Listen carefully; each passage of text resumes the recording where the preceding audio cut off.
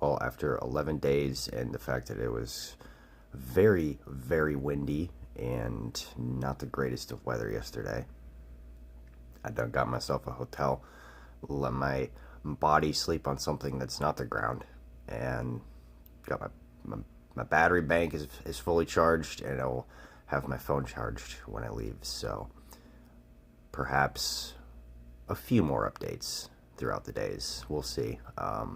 Means I can take more pictures, that's for sure. I definitely been getting screamed at in the places where I post those. Why are you not posting them? Well, see, there's this little thing called a battery, and I don't have an infinite amount of it. It is nuts. Like, just a couple days ago, I was next to Lake Ontario. Now, Lake Erie's right over there.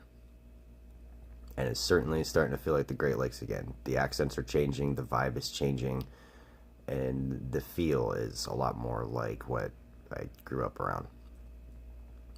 There are points where I'm passing along the five here, and I'm like, is this New York or am I in St. Joseph? Because just the feel of it, the way it's set, it's basically lake next to you, cliff face, and just a tiny little sliver of road kind of thing. There's a lot of places along Lake Michigan where it's like that. Um, that's the Great Lakes for you. It, it's nice. It's a nice feeling, man, to have just gone through the Pine Barrens of Joyzy first, and then over the Delaware, up the Delaware, through all those mountains of PA, and then into upstate New York, through the Finger Lakes, which battery was so low, I couldn't get really any cool shots. And I will say it was a little sad.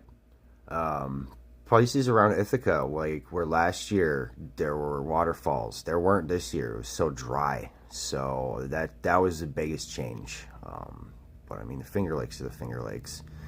Got through those, and then you saw I was on the canal the other day.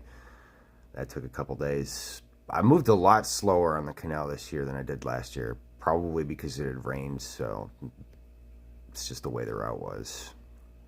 Then jumped on over to Niagara Falls, down the Niagara River I went, not literally, just next to it, of course. I was looking for a barrel guy. One day I'll see a guy in a barrel. Anyway, got through Buffalo yesterday and call it a day in a place called Angola. I'll leave here in the next hour and a half and should be done with New York by the end of the day.